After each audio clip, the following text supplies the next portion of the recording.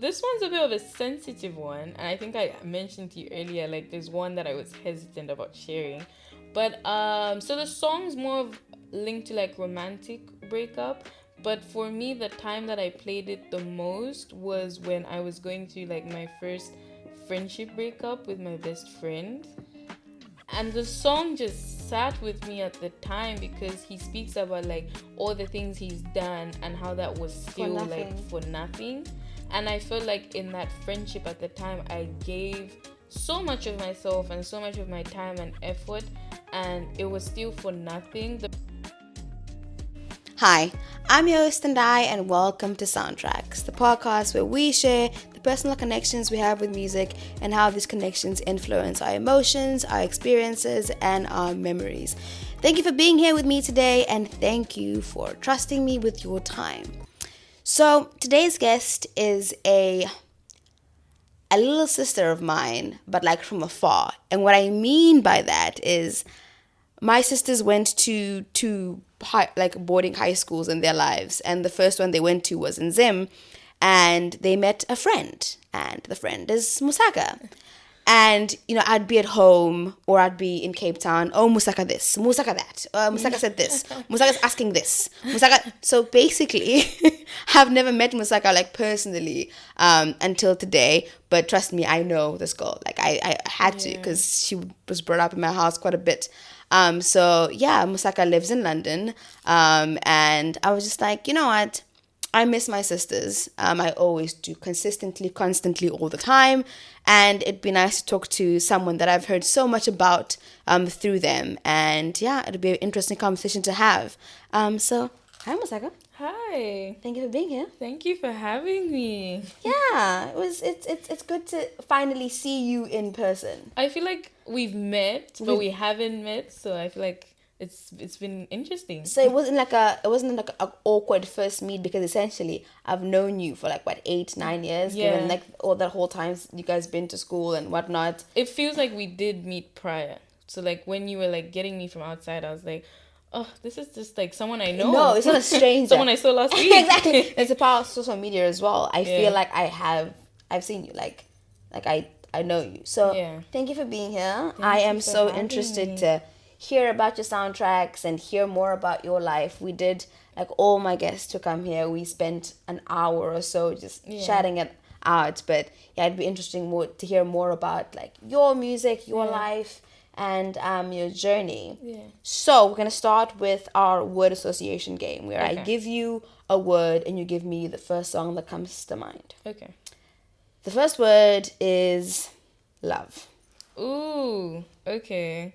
I'm gonna say, what am I gonna say? Everything by Kehlani. Okay, why that song? I feel like that song just makes you want to be in love. I feel like she sings about it so beautifully, and just like the way she describes just like loving every single detail about a person, you kind of just feel like, oh, I want that love. Like it's such a soft and like mellow like song. It just makes you so curious about like this like abundance of love from someone. What does that feel like? And you want to experience that exact love. It's not a struggle love. It's not a I had to fight to get this love. Soft like gentle love. I can come here and be myself and appear as myself, and you will in turn love me as I love you in that way. Completely get that. Yeah. Right. Second word is Lusaka. Oh. What am I gonna say? Oh, Musaka's from Zambia, so Lusaka is the capital of Zambia. If you don't know. I think Extra Time by Abo Chungu. So that's actually a Zambian artist. I think every time I think of home, I think of that song. It's definitely a love song, so linked to the first word. But when I think of Lusaka, that's the song I think of, which is a bit crazy because if you know Lusaka, it's not necessarily where you find love easily, but that is the song. What is the song like? It's about love, like what? Yeah, so it's I'd say it's kind of like a wedding song, just like speaking and like wanting extra time with your person and like being given love for a long period of time. So I think when I think of Musaka, that's the first song that pops up. I think we're shooting this the week of Valentine's, and so Yeah. like we all have love on our mind. I and think the playlist. and I'm just sitting there. I'm just like, my person. So we're very much in that space right now. Yeah. All right, cool. Your third word is sister. Ooh, that's a good one. That is a good one. Okay. E-plan, like I plan, but I E-plan. don't know. I'm a piano one. La Anyway. la don't say. Like it's only because I went for like an I'm a piano like day or festival thing with my sister. I was there here. actually. Oh, Chipo was like, you were all in the same. Oh yes, I So think she's she like, told you were me. but that place was so big. Yeah, and there was no like connection It to was text anyway. humongous. I went with her, and like that song after like the event stuck with us. Like that was our car song. Like in the car, that's like in December, that was our song. So That song, it was like lots of people's like December song. yeah, Right? It Like just we set the played it a tone. lot at home as well, but like I also played it a lot before the event because I Yeah. know it was the song. Yeah. And it's just something about amapiano as like a genre, and like obviously, excuse me, I was living in South Africa for a while, and being from Southern Africa, that music itself is very prominent, right? Yeah. And for me, it brings so much comfort, right? Yeah. I'll talk about this when I talk about my song of the week, but like it brings so much comfort given that you are here. So when you are in a venue and that is all they're playing for like 2 seconds, you forget that you are in London. Yes. And you're it's away such a, from your like, people, you're away from home. It's Yeah. very like the music in itself kind of brings you to this place of like, physically I'm away from home Yeah. and from away from likeness, away from familiarity, but this brings me Back there. back Yeah. there and closer to there. And I really love that you got to experience that closeness with your Yeah. sister and like be with her, have a physical person Yeah. who reminds you of home, who is home to you in many ways, Yeah. in that space, even when you guys are far away. Yeah. That was the December one. That was just like a bonding moment. Like we feel that song. An amazing song. So, If you haven't listened to it, which I don't know what you've been doing, it is by Lala Tunzi and someone else. I'm not good with names. So Plan says Glad Tunzi, and I'll put it down. It's a great song. Yeah. And I think Xhosa or Zulu, not too sure. And given that I spent so much time in South Africa, and outwardly I can't tell which one it is, I'm gonna say Xhosa. I'm gonna say Zulu. Just gonna. I am unconfident. It's like it's you don't know what the song is saying, but you still feel it. That's the crazy part. But I Because we think could fully be like it's actually talking a about love the song. craziest thing. It's about like e-plan meaning a plan, right? Okay, yeah. It's about like the guy's like, we are gonna get married, we're gonna do this, we're gonna do that. I love you, and we're gonna have kids and all this stuff. So Yeah. it's, again, very linked to all your Yeah. other songs. It is a love song. That's unintentionally. It's just But like it is- synced with everything. It's Valentine's Day, so we're in that space. Yeah. So, song of the week. My song of the week is, don't want to not say this right, Amalo Bolo by Kevin Momo, which is Yeah. another piano song. And for me, this has been a song of the week for me since I came to London, I think. Okay. I played it like every week. Yeah. And only because, one, Chipo played it. You know, Chipo loves her piano so Yeah. much. But also, I was telling you like earlier, I felt so uncentered coming back to London. I think it was two-pronged, right? It was coming back to London in still 2023. So I left mid-December, came back end of December. Okay. So I didn't spend New Year's at home, Yeah. right? So I came from like the sun, being surrounded by my family, and then I came into 2024. The weather's shit. It's dark. And I Yeah. don't have my people around me, and it's dark. Yeah. And it took me a while, and I think I'm still trying to get out of like being decentered and very much like, I don't know, feeling weird about where I am. Yeah. I think the plan for me for this year would be to go home, either go beginning of December, come back like 26, 27, Okay. and not the end of December, Yeah. or spend New Year's at home. Yeah. I can't. It's just if The transition all is the just, things that yeah. you plan to want to do in terms of like your resolutions or like things you wanna do more. You're not. I just didn't do them. Yeah. Like from the get go, I just couldn't because I felt so out of my body Yeah. and out of my being and so Just disconnected. isolated, I think. 100%. And so listening to the song really centers me and like makes me feel like, because it reminds me of home and it just reminds me of my sisters and my family and having the time of our lives in December. Yeah.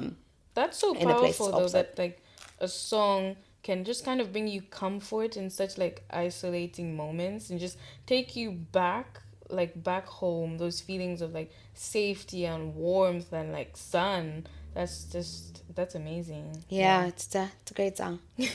So what is your song of the week? So because of Valentine's, my song for the week is I Wanna Know by Joe. It's such an old song.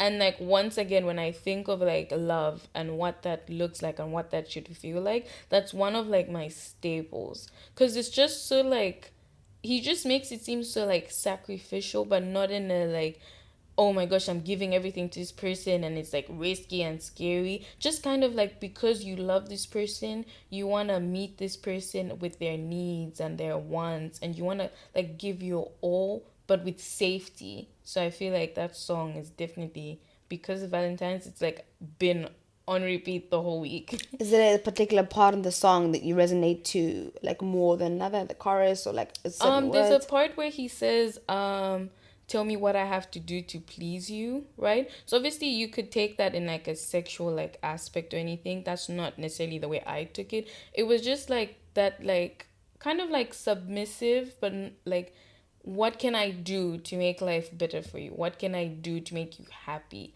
And that's like, you need to be in such a safe space to be able to ask someone, what can I do to please you? And not in like a desperate way or anything. So that's the part where I'm like, oh, ask them. Like to I don't know. It's very, when you think or when you hear about love, it's very hard not to think about your own love or like to think about the love that either you've experienced or other people experience. And like for me, when I hear that song, like you said, like it is a sacrificial kind of love, but I want to do that. Like it's Yeah. not, I don't lose anything of myself Yeah. giving you this. It's definitely like a play on your pride, because I feel like that song is kind of like, okay, put your pride away, put your ego away. What does love look like now? Kind of thing. So, But I always feel, I could be wrong, that sometimes I'm like, ego has no place in love in many ways. Like you can't be like, I'm not gonna do this because it's gonna make me feel X, Y, and Z. Like it's really, you really graduate to another form or type of love when Yeah. you are prioritizing someone, not because you feel like you have to, but because you want to. Yeah. Like there are things that I do that like I don't have to do with them. Yeah. Because I don't have to do anything really. I don't want to do.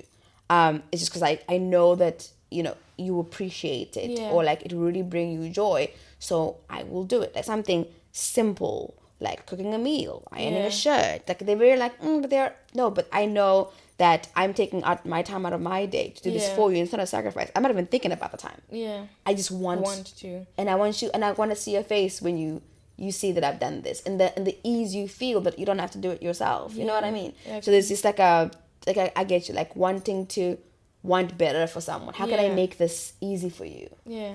And I feel like, yeah, I talk about talk all the time, but I am very lucky to be in a relationship where I love that is. It goes both ways. Yeah. But like I feel that like he wants better for me, and he like Which is how such can a I do this beautiful for you? thing, because obviously these days I feel like Valentine's is like opening up like wounds or like hearts and stuff. These days it's very like hard to like both meet at a place where you both want the same thing and like want the same picture of how love looks for both of you. So I feel like that's very like, it's Yeah. just chef's kiss. And this is our 8th Valentine together. Oh, I know, wow. so- 8. 8. That is It crazy. it's our 9th year together, but like 8th Valentine's because we started dating in like my March. So you go like gosh. anyway. You've had the same Valentine for 8 years. Yeah. That's crazy. 8. That is So crazy. so the way Valentine has looked for us, I think, has changed. It has I think to with a lot. 8 years. It's a long time. Do something different. I think when we were younger, it was all like, okay, cool. We started dating at like 18, so like it's what you see people do on Valentine's Day, the dates, the flowers, the make it really like, you know what I mean.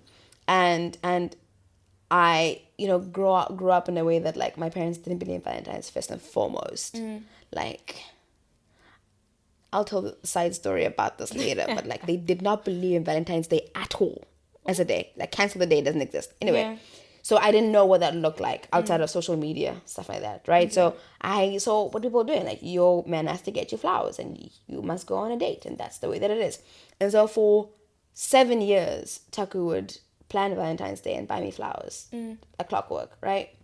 And then this day he comes to me and he's like, wait, why do I do this all the time? I was like, because you, when you first started dating, you did not think it was a thing. So like, it's a thing for me, so it must, you know what I mean?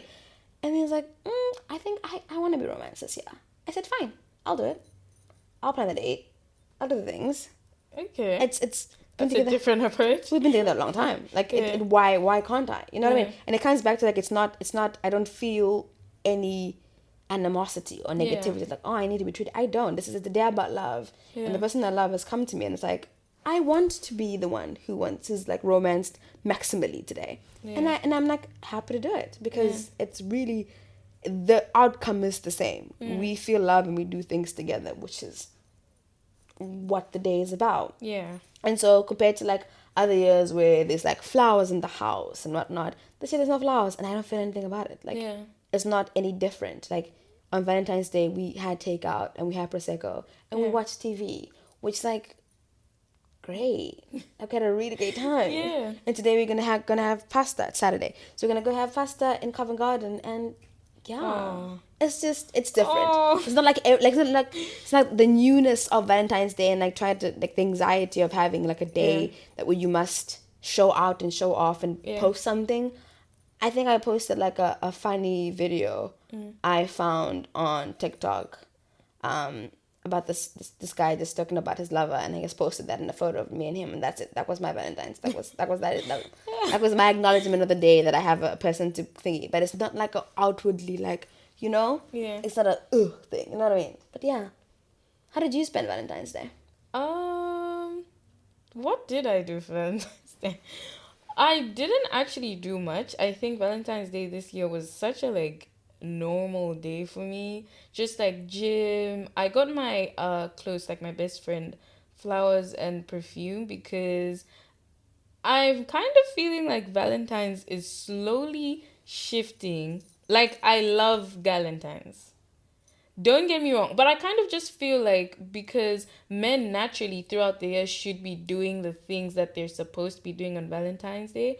But as girls, like, because your best friend, you don't really take a day to be like, here are flowers. Like, you don't need that from a man. Let me do that for you. So this year I was very intentional on like making sure my best friend felt like, romantically, I'm there before anyone else. Like, I've got you. You're supported. You're so loved. So I started my morning like that, and then the rest of the day was just like work and TV. It was just really like chill.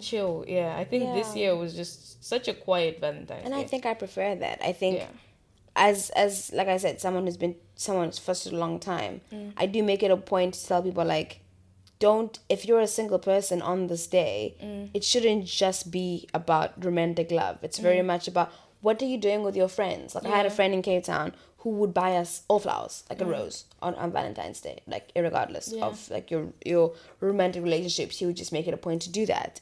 And it was welcomed always because like it's just a day of love. It doesn't have to be a day of a specific type romantic of love. It can be familiar love. It can be like platonic love. And we really, really shouldn't forget the importance or the value of strong female friendships. Yeah. Because at the end of the day, like, they keep us. You know what I mean? Like, when you're going through whatever you're going through, whether it is with a man or with your family, you always go to your friend. It's the first person you go to. Yeah. And so on that day, we shouldn't neglect celebrating that kind of love.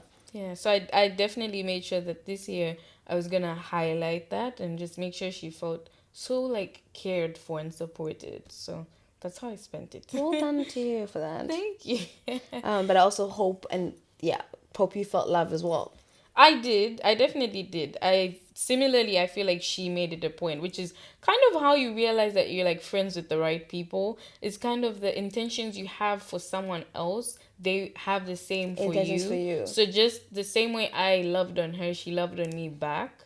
And I felt like it was so special because it wasn't necessarily discussed prior to the day or like planned, but we just both wanted each other to feel like, okay, like it's all great, like relationships and stuff it's nice, it's great, good for you, but like at the end of the day, I've got you, you've got me. So definitely felt that. I'm happy. Yeah. All right, so we're gonna move on to your soundtracks finally. Okay. And so basically you pick one out of my jar here. Okay. And then we'll just talk about it really. So I can just pick any random one. Any random one. Yeah. Ooh. I was kind of hoping it wasn't gonna be this one. So my soundtrack is For Nothing by Movito and Gabsy. So this one's a bit of a sensitive one, and I think I mentioned to you earlier, like there's one that I was hesitant about sharing. But so the song's more of linked to like romantic breakup. But for me, the time that I played it the most was when I was going through like my first friendship breakup with my best friend. And the song just sat with me at the time because he speaks about like all the things he's done and how that was still like for nothing.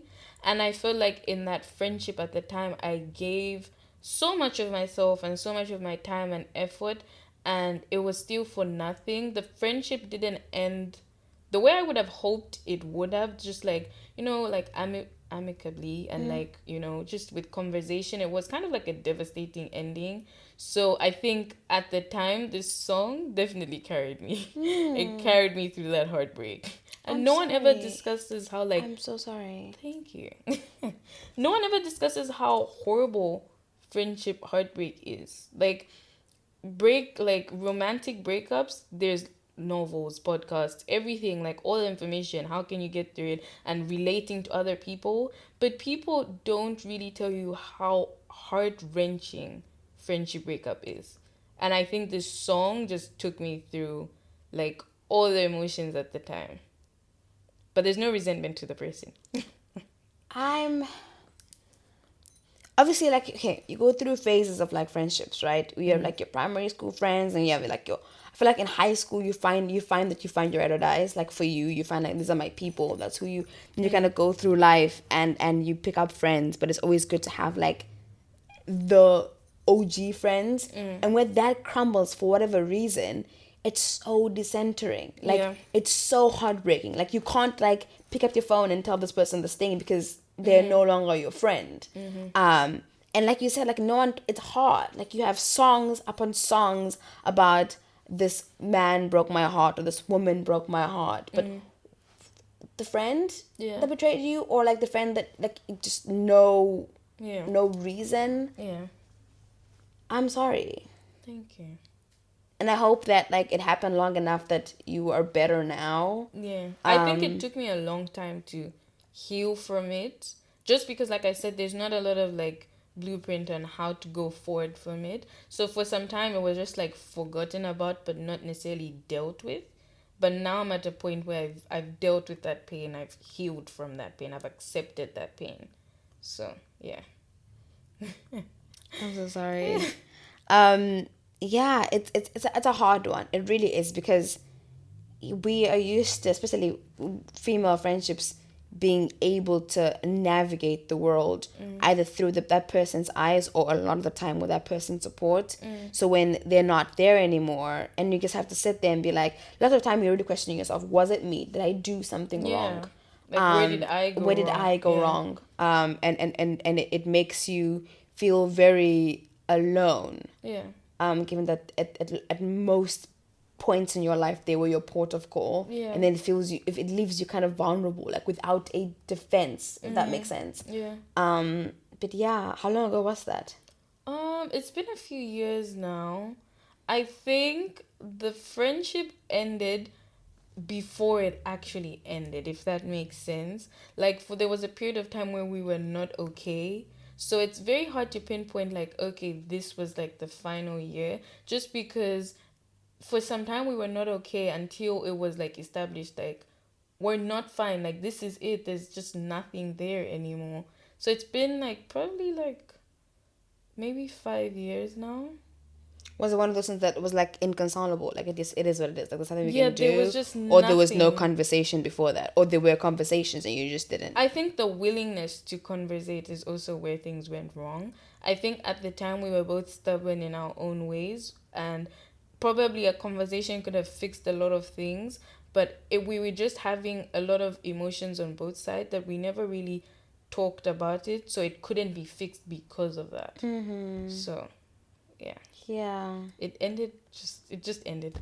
So like when no one is willing to talk. I think Yeah. I 5 years ago you were what, like 17? Yeah. 17, 16? And to be fair, like unless you have like good examples of like conflict resolutions in your life, if you don't have that like springboard, you don't know how to navigate a situation like that, right? Yeah. You don't know how to, when, like for example, you're a sister, both older, you're a middle child, right? Yeah. When you fight with your sibling, you fight and then you don't talk for a few days, you come back, you know what I mean? You don't have that grace as much in friendships. Yeah. Again, like you don't have the conflict resolution to deal with the conflict within a friendship, right? Yeah. We're not equipped with that. Yeah. Your parents don't come to you and like, you know, when you are fighting with a friend, this is what how you you must should go about do, it, yeah. right? And given that you were so young, there were I didn't have any of you the can tools, reference a yeah. song about a romantic breakup that can help you, Yeah. but there's no way to navigate a breakup, which is, I don't know, for me, a call to all the creatives out there: make songs about friendship breakups to help people Absolutely. navigate around them. But yeah, I'm kind of hoping that like if you have such a situation in your life now, you have the tools Yeah. better than when you were 17 to kind of tackle that kind of situation, Yeah. and be able to like really sit down, like what is our issue and how do we solve it? Because I think like in teenage years, it's lots of like people not saying what they mean or how they feel, and you just hear rumblings and relationships just Yeah. combust. Like it's almost suddenly and no one expects it. Yeah. Right? I think that's definitely what happened. That kind of like you're hearing things, but not from each person. other. So I feel like that's also what accumulated to it happening the way it happened. Is every single person had like, oh, but did you hear she said this? And did you hear this was said? But it wasn't a discussion that was being had directly. Whereas now in my friendships, I'm like, no, we're grown. We have these tools to communicate. Let's put them to use. So it was definitely a learning curve for me. Yeah. It happened to you then, so you can be able to better navigate it now, or Yeah. kind of prevent it now. But at the same time, I have realized in like growing in and out of friendships, friends, like everything has like a phase. Like they're there when they're there, and then when they're not, it's hard, it's painful. But you will reach the other side on time. You know, it was good for what it was at the time. Yeah. But if you're not meant to walk me through the entirety of my life, that's okay. I appreciate you for the gap, The with season, the season that you did, Yeah. kind of fill Definitely, and yeah. accommodate. Oh, it's all the heavy ones. So this is Silence by Popcaan. I hope I'm pronouncing that right. This one came to me, I think it was early last year. I was in a position where I was filtering people that were close to me and kind of getting rid of people and removing myself from spaces I felt like weren't healthy for me. And the song, I heard it at the time. I had heard it prior, but I heard it again, and that felt like a sign to me at the time, because he speaks about being careful about who you trust and the people you confide in. Yeah. And kind of just highlighting the fact that like you can be working so hard, but the people around you don't always necessarily have like pure intentions, and they might not even be support from the people you expect to support you. So at the time it felt like, okay, like, do the people I have in my circle and my corner, do I feel like they're going to support me? Do I feel like I can trust them wholeheartedly? And immediately for me, there's a sense of doubt. I'm a bit like, I take steps back, but that song at the time, I wasn't doing that. I wasn't guarding my heart, I wasn't guarding my energy. So it was a reminder like, girl, give space, give yourself grace and protect yourself, because not everyone you think is going to want the best for you wants the best for you. So it was such a great reminder.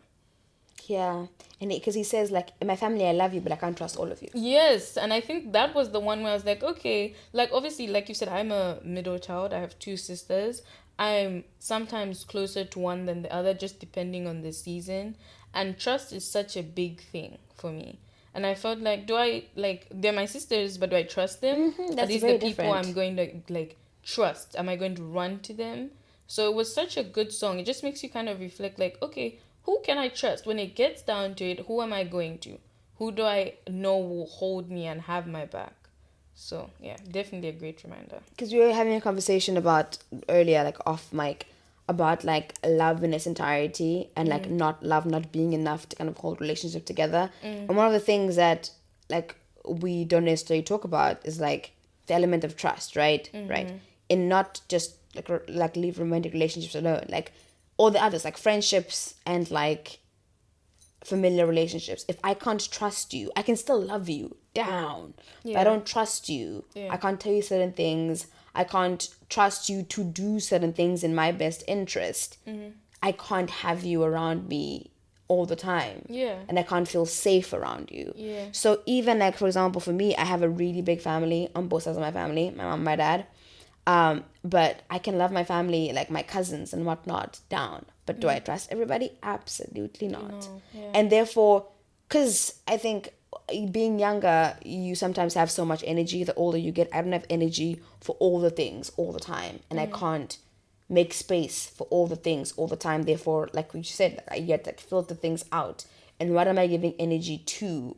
And what am I opening myself up to? Yeah. And that really does relate to family as well. Like, are you my person? Are you there for me? Are you going to go bad for me? Because we have the same surname or we share blood doesn't mean that you're gonna back, like, that's what I felt when I listened to the song. Hopefully this one's not as heavy. Oh, okay. Me and You by Tems. This one is fairly new, but when it came out, it sat with me because I looked at it and there was a lot of debate on whether is she Talking about God or is she talking about God? Is she talking about someone else? But I chose a kind of Christian lens with it, only because she says like, I need faith to receive you and faith to believe like in you. And I feel like that was such a big thing because at the time I wasn't very strong in my like Christian journey and my Christianity. And even now I made it a goal for myself to figure it out this year. But it was because I heard the song and I felt it and I said like, I want that, I want to be able to feel the way she's feeling when she's singing this song. Kind of like just pouring your heart out to God and having that conversation with God and saying like, look, like there's a plan you have for me and I believe there is, but help me, like help me want this relationship. And I felt like that kind of pushed me this year to be like, I want to speak to God. I want to understand God. I want that faith. I want to feel that like energy, like this is what I want. So the song definitely sat with me. I think I listened to it also. I can't remove the spirituality and like a religious lens out of it, because that's what I hear when I listen to it. Yeah. It sounds more like she's talking about God than just like a mere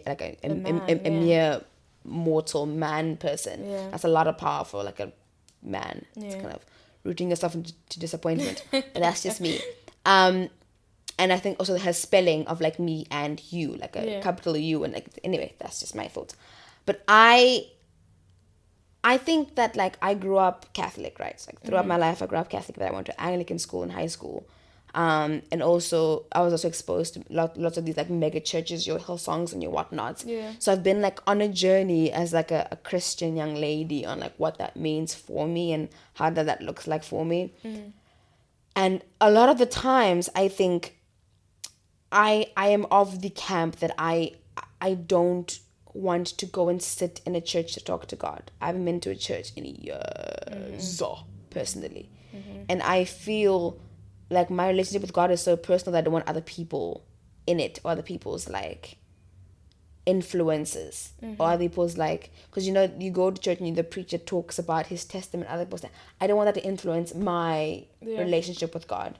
So I rather just sit with my what I feel like that is for me, in the fact that I Taylor calls me like a selective Christian. Like I read the Bible, but I take what I take from it. Like lots of it for me is very like old timely stuff written by men, right? And I can't take all that stuff, because that wouldn't be me if I did. Some stuff, especially when you talk about like relationship between men and women, when you read the word and you take the word for what it is, I can't sign on to that, right? So I rather just sit at home with my own interpretation of that and talk to God and help him and ask him to guide me through what my interpretation is. And I felt like I haven't gone wrong. So like you, this year I'm trying to like become more strong in my faith. And when I say my faith, I mean like literally my faith and my definition of faith and what it looks like for me. Absolutely. I am not having it dictated by what people interpret the Bible to be. And like, because you have all these mega churches, and then some American churches have a vendetta, for example, against like Beyonce and stuff, right? Cool, there's that, which I find is weird. And then there's like the whole tithe thing where like you're only closer to God when you give X amount of money. So there's just so much coonery and conness going on in the church that like I don't want that to distract from what I am trying to gain and grow, which is my relationship with God. So I rather just sit here at home, in my bedroom, wherever I am, and talk to him. And if I need other outward guidance, it will be on my own accord, and not having other people force me into thinking a certain way about religion. So I wouldn't say like, okay, what religion are you? I'm Christian, but I'm not of a denomination. And I veer more towards like spirituality and being with God than like being a Catholic. Therefore, as a Catholic, I can't do X. Or like as a person who's from like whatever denomination, I can't do Y. I'm just chilling with God, to be honest. That's my take on it. I definitely understand that. I think I relate to that as well. I think I've struggled recently with obviously you have your family church, the church you're born into and baptized in, but I've struggled in finding a church for me in my kind of like adult stage in navigating that, because it just purely resonates with me, and I have like my doubts and my theories and stuff. So the song just helped me like just go back to like, okay, it's me and God, let's figure it out. It doesn't have to be everyone else in that relationship. So I completely relate. Independent Woman by Destiny's Child. So I love this song because I think when I was younger, it set the tone for me in terms of how I wanted to carry myself, especially when it came to like growing up and navigating relationships. I think there's a part where they're like bragging about cash that's given to you as a front. You should brag about the cash that like you make. That's like, the real thing. And I feel like for me, I was like, period. Like, I'm gonna have my own money. Like, I'm gonna have my own money. I'm gonna make myself and accept those gifts. I purely want to look at help from someone else and luxury from someone else as a gift, not as I need this person in order to experience certain things and have certain things. So I feel like as a young girl, I was like, when I grow up, it's my money before anyone else's money. And I still stand by that today. I haven't changed in terms of the way I feel like that song always just reminds me like, you can take care of yourself. Like, you're fine. Not to say, however, and we were like talking about hyper independence, not to say, however, that I reject help from other people. That's something I've had to unlearn, because obviously with like feminism and like having these conversations about being independent, there's points where you think, I don't need someone. I don't need a partner. I don't need help. Even just from like your friends, like, I'm fine, like, you don't need to help me, you don't need to do anything, right? I've had to kind of unlearn and accept that it's okay to be helped, but I still find that there's power in being able to do certain things for myself before someone else does them for me. I think I appreciate certain experiences when I know how hard I've worked for those experiences. They mean much more to me in that aspect. Yeah. So when I listen to the song, and I think, like I said before, it's very different. A song means, or you hear differently depending on where you're in your life, right? I think when you were younger and you're told about romantic relationships, especially like hetero man, hetero woman, it's very much, the woman does this in terms of like, okay, cooks, cleans, and all that domestic bullshit. And then the man is the provider, beat on the chest. Oh, Tarzan. Cool, right? I mean, like, I don't want that. I don't want that division. I want to have my own stuff. I want to provide for myself, right? And that's where it is. Where my comes in is that the song speaks about material a lot. Yeah. You speak about the money you have, the car you have. You pay your own bills. It's all like physical stuffies that you can touch or you can point to. Yeah. Where the comes in is, what about the other stuff? Sometimes I feel when a woman is like, okay, cool, I'm an independent woman, I don't need a man, that sometimes leaves you very guarded, so much that your emotional aspect of the relationship doesn't come through because you, again, are on some, I don't need a man for shit. And for shit starts as like physical, monetary stuff and ends in like emotional. You know what I mean? Like, that's where for me, like, I'm like hyper independent. I can buy my own things. I can keep myself alive. But what else is there, right? What else is there to a relationship that you can give me, or I depend on you for, right? Whereas like, yeah, I can keep myself alive. I can pay my own bills, right? What else is there? Because when a woman is like, I don't need a man, I can buy my own stuff. Why is that what we're talking about? Why is that the thing why is the material stuff what we clutch onto? Yes, fine, you can do all those. What about the other aspects of a partnership that we aren't wanting? You need someone to support your dreams. You need someone to, on days where you feel like, and so many days, especially when I'm on my period, I don't feel nice to myself at all. I need someone to be nice for me because I'm not nice to myself. What about that? Like, what about all the other things that are not material, that are not financial, that we do need other people for? And not to say these things are confined to relationship, but there are aspects of relationship that like allows us to be full humans. Where you're like, okay, cool, I can buy my own things, but it's great that you can too, but that's not why I need you. I need you because you reassure me when I can't reassure myself. Like, you talk to me nice when I can't talk nice to myself. Or when like self-doubt all the time, you're like, do you not see this and this and this that you've done? Why are you doubting yourself? That is the thing that I want us to concentrate on as like young women trying to find love. Because I feel like lots of the time people are so boggled down on, how tall is he? Are we? Fine. How much money does he make? Okay, cool. But how is he to your heart? How is he to your ambitions? How do you feel safe?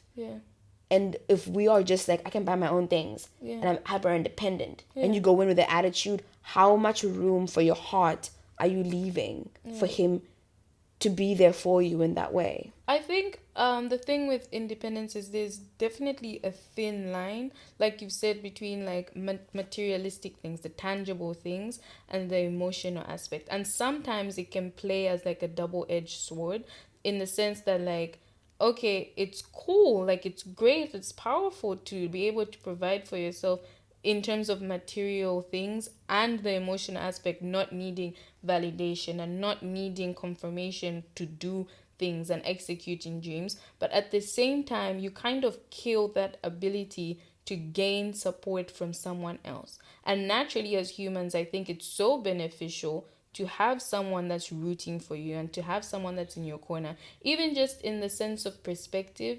You can't grow alone. In order to grow, you need other people, you need correction, you need guidance. So it depends on where you stand with that word. I think for me, like I've mentioned, unlearning it has helped me kind of be able to learn from people and accept people and have people root for me.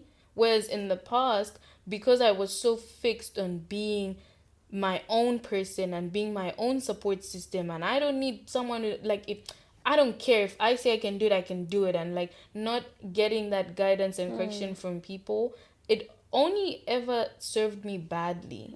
So I feel like as women, it's just so important to find that balance. Like, I'm all for support yourself and handle yourself and be there for yourself emotionally, because at the same time, people die, people leave you, people wake up and say, I can't, like, I don't have it in me to support you anymore. I don't have it in me to be there for you to like lean on my shoulder. So it's important to stand on your own, but it's also important to accept help and accept support and be vulnerable. I feel like there's a lot of strength in vulnerability.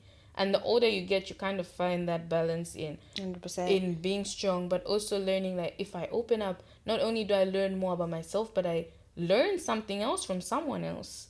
So you kind of have to find your footing with it. Like it's about like being dependent on yourself in terms of like, I'm not gonna starve if you leave me. That's great, fabulous.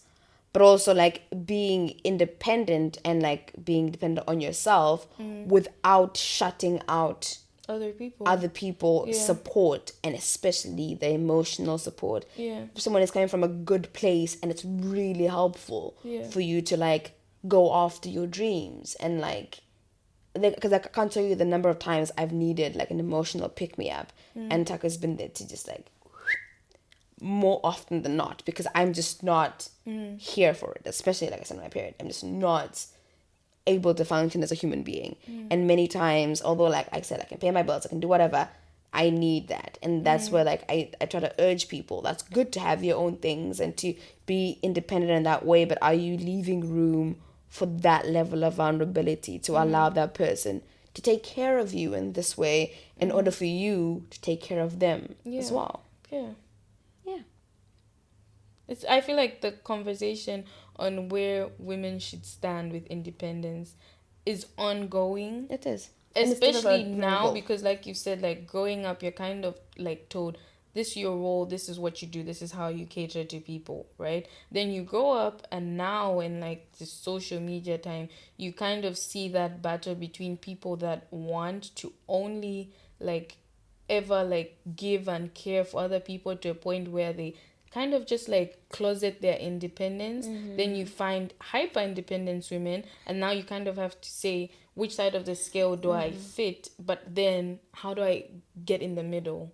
So I feel like it's so ongoing, because you just, it's about figuring out where you personally stand. I think it's such a personal thing. I don't know, like where you stand without it being a detriment to yourself. Like, so you can be hyper independent and you have reason to be, because for some reason you just attract people who just fuck you about fairs.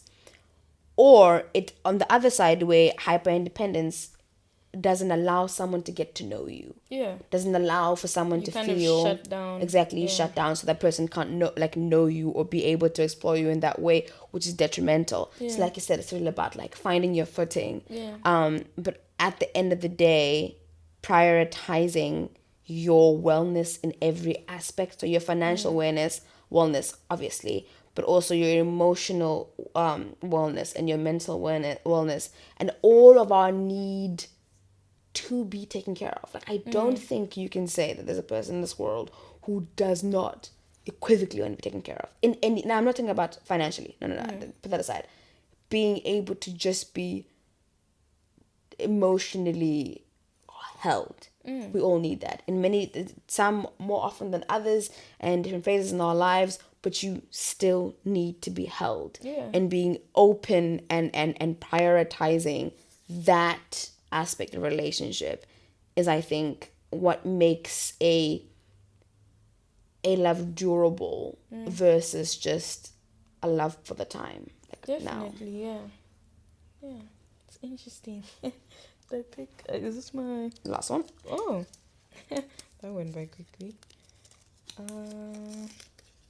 So my last one's actually quite light. It's Return of the Mack by Morrison. So this one is just such a like childhood staple of mine. It just draws me back to like road trips, specifically like with my dad driving and singing and just the energy in the car. I think every time I listen to this song, I can't be upset.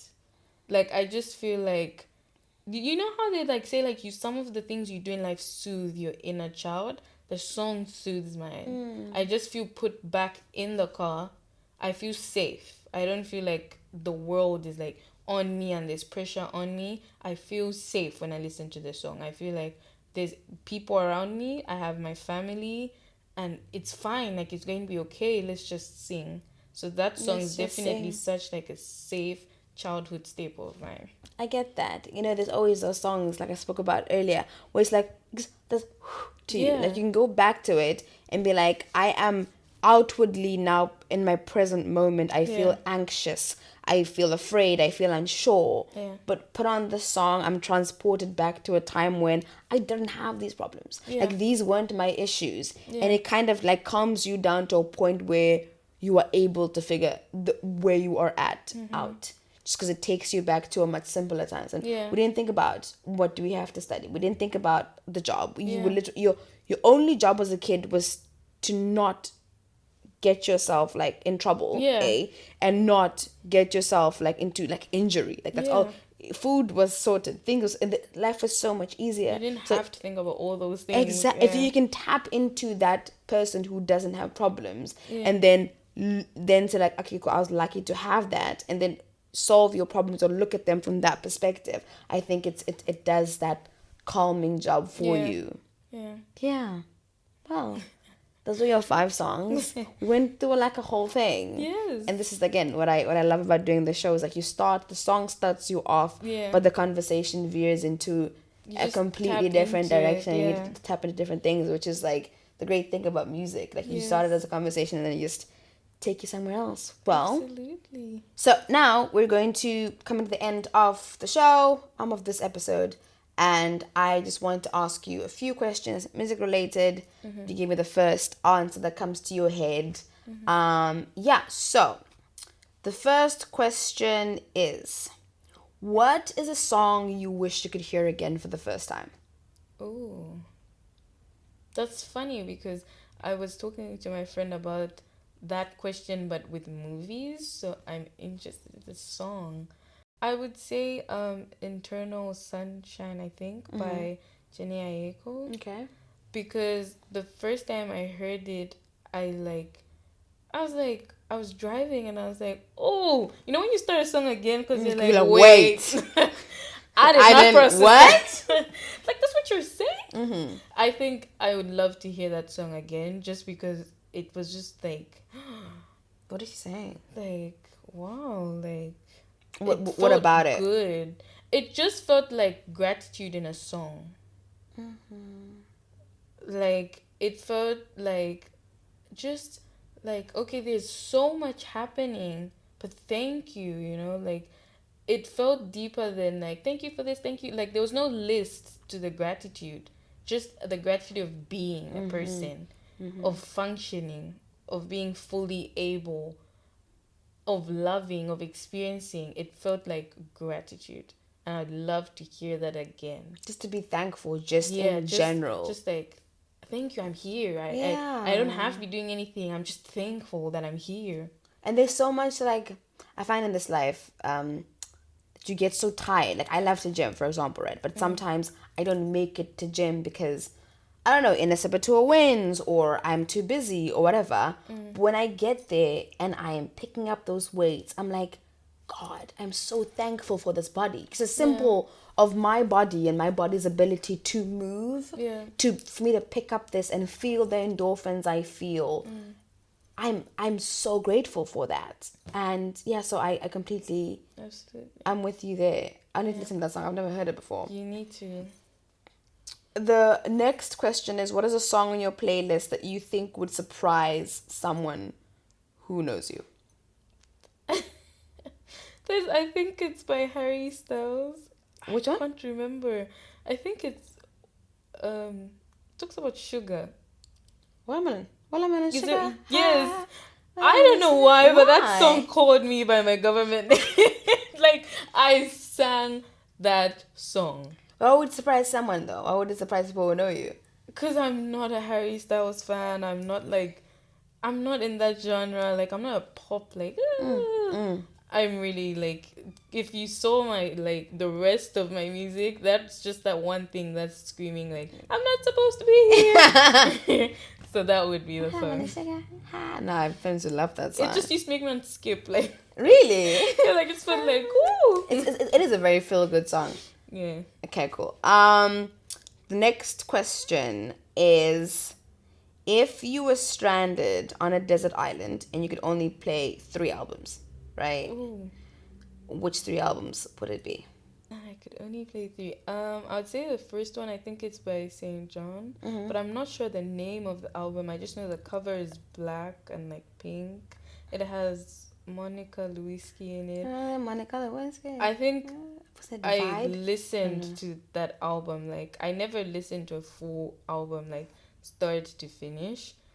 But because I could, I really liked it. So I think that's one. But what is a song on there that you think that's this? I think it's... I need to check for the name. It's Call Me Something. I just know that, like, I just loved the music. Like, there wasn't anything special. Like, the lyrics weren't like, oh, this made me feel this and that. But just the songs were so easy to listen to. It's like, oh, next, what is he singing about next? Like, Got you. okay, let's go. So I think that would be one of them. Mm-hmm. What other album would I stick with? Beyonce's the album that has Sorry in it. It's Lemonade. Yeah, that album. I think that was during her, like, scandals or whatever. With So Lemonade. Jay-Z So and Beyonce. cheating or whatever. Yeah. I just felt like she was in her powerful bag at that time. Like, she was in her, like... Unapologetic. Is that what you're saying? I think that was the first time we saw Beyonce. Like, the Beyonce we see now who doesn't give a fuck. Yeah. Like, that album was like... It opened the door to, like me? Are you talking to me? Surely you're not talking to me. And I think I'd listen to, like, that's an album I go back to, so I know I would. So is what song on that is like... Literally Sorry. Sorry, Yeah. I'm not sorry. I think it's... I'm not good with the names. That's fine. But definitely Sorry. Because, like, you just feel like... Are you talking to me? Like... Nigga, please. Hell no. Yeah, Let me like, see what else we have. I feel that. Now you wanna call me crying. Hold Up was on there. Yeah. Don't Hurt Yourself. Oh. Ooh, Daddy Lessons. That... Maybe that one I would remove. I was like, what song? That, like, for me, when I heard it, I was like, Daddy Lessons for me were just a very, like, I don't know why. I think maybe it's the country angle. I've never heard Beyonce do country before. Obviously, she's in a country bag right now. Yeah. But, like, Daddy Lessons? It's like... I can't relate to the lyrics at all, but it's just the song itself is my favorite song on that album. I get what you mean in terms of, like, I don't even, like, the lyrics haven't sat with me, but I know the song. I'm not the biggest fan of it. I'm not a supporter of her, like, cowgirl era. I'm really not. I'm Why like, not? girl, this is not you. But the thing is, right, I always take in the point, like, yes, I think you always have to understand, and I think I spoke to one of the guests about this before. The grace we want to be given for transitioning as people, right? You're, I don't know, transitioning to what other people may not think is you for whatever aspect of your life. We don't give that kind of grace to artists. Like, why must I, as an artist, be a pop artist for the entirety of my career? When I want to chop and change, people have a problem with it, but this is just the way that I'm choosing to express myself. Yeah. So when people decide they're going to go into a different era, like when Drake came from his Loverboy era to his Fuckboy era, for example, everyone's like, oh my God, but that's where he is, right? Beyonce came from her pop era. She did like super like, LGBTQ pop, like the whole album was inspired by that community, or an ode or a love song to that community. And now she's going into country. Beyonce's from Texas. She's allowed to dabble into that country and that music, and she's a black woman as well. Country music came from black people. That's who brought the banjo playing. It came from black people. So she should be allowed from those points just to do that. But also, even if she wasn't, why can't she? Like, why can't we? Like, if I'm allowed to change the way that I dress, why can't she change her sound? Because that's where she is right now. Do you know what it is with artists? I feel like it's so hard to evolve, especially when you have a certain kind of sound for a long period of time. But is it the people or the artist? Who is the problem? Is it the consumer of the art who's stopping the artist from transitioning? I think it's both. Is it? It's kind of like we were having a discussion with my friend about Bryson Tiller, because he's supposed to be coming to perform.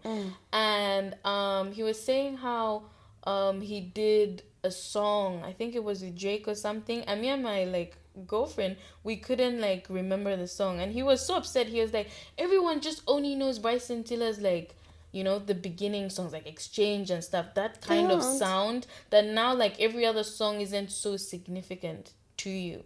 And the reason I feel like, yes, fine, that's on us for not being open to hear the new sound. But if you put out a certain kind of sound for a long period of time, you kind of force your consumers to like you for a specific But that's the problem. Niche. There you're going. The issue that I'm having, or that we have, is the consumerism of it. When you pick up a Coke, you want the Coke to taste like the Coke you drank when you were 6 years old. Exactly. And you want but a person and their art is not Coke. Fine. It's not, because we must not forget that the music and the art is made by people. Yeah. And as people, we change. Yeah. Whereas ingredients, literally, if it's this and this and this, that's what you must put in the juice. That's what makes the juice. Yeah. I am a person, I change. I must be allowed to evolve. Yeah. That's why when Rema started, people were so confused, because Rema didn't have one sound. Rema had a plethora of sounds that he brings up when he feels like it. And people were like, is this guy, what is he doing? Is he Indian? Is he Afrobeat? What is he doing? Confusion, because I just want to be able to make what I want to make.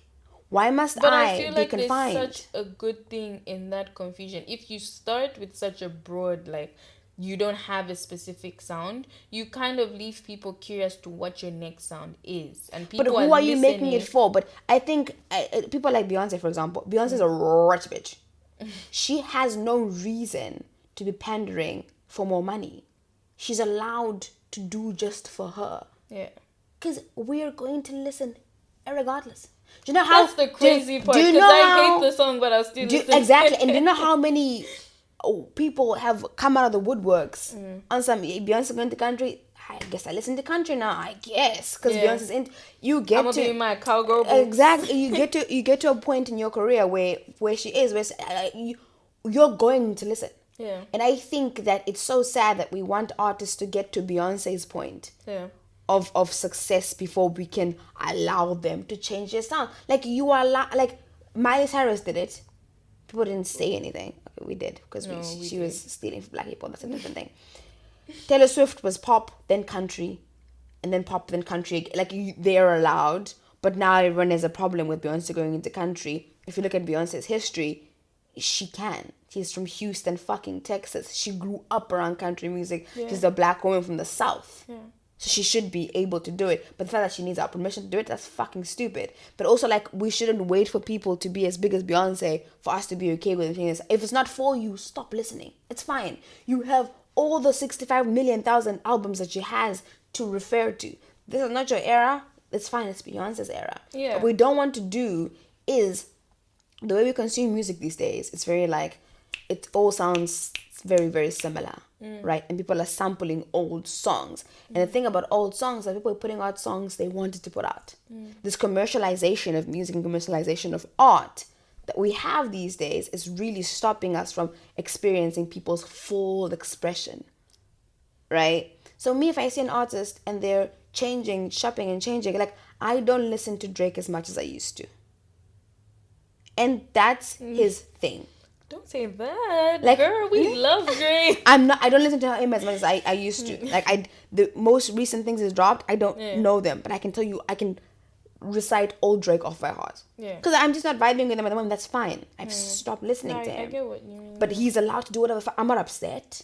You know what I mean? Yeah. So he's good. I think I get what you mean in the sense that for the like not smaller artists, but the maybe newer artists, it's a bit hard for us to be accepting of the change. Whereas like with Drake and Beyonce, like I'm not like I can't even name a song in like her Renaissance album or whatever. Really? Like didn't sit with me. Okay, I was like fair. good for the gays and girls, but this is not for me. But like I accepted it. I was like, okay, cool, she's in that era. Same thing with Drake. Like we all know old Drake and new Drake, and I've been accepting of it. But with newer artists, it's like, no, what are you doing? Because that's where they're at though. So Yeah. if you're someone like Rema who started off the bat with a mixture of things, fine. But if you are really like this is your bag and you want to stick to it, that's fine. We are with you while you're in this bag. If you decide to chop and change, you can. Yeah. And you should be able to. Yeah. Just the same way where sometimes when you're told when you're bored at your job, leave. When you're bored at your sound, change it. It's just the job, like the jobs that we have. I think sometimes we think of celebrities or like musicians so far removed from us as people, but they literally are people. That's their job. Yeah. And when I'm upset at my job, I get up and I leave my job because the work is no longer challenging me. I want to find something else. Same thing for them. They can chop and change the sound when they want. The miserableness, I think, sometimes people get depressed. As you're like, oh, how can you be so depressed? You have all the money. But are you fulfilling your creativity as a human? Are you doing what you love? You could have started off that way. But now you're into drugs and whatnot because you feel the pressure and you're not actually loving what you're doing. Yeah. You can't do it sober. Yeah. So if I can change my job, you can change your sound. And I agree. If I hate it, I just stop I need listening. to practice. Yeah, like you said, if I hate it, just stop leave listening. It. I'm such a like, Someone else will why pick are it you up. doing this? They're not gonna die. Like someone else will pick it up. Yeah. But yeah, that was you. the last question. But thank you so much for sitting here and talking to me. I think I've had a great time getting to know you. We've spoken about all kinds of things and different things. Yeah, thank you so much. Thank you for having me. It's been so exciting. I was so nervous in the beginning, but it's been so comfortable. That's good. I want to create that open space and I want you to be comfortable. I do really take that seriously. So I want you to come and be. Thank you so much. Such a comfortable atmosphere, I feel. Thank you so much. Thank you for having me. Thank you for coming.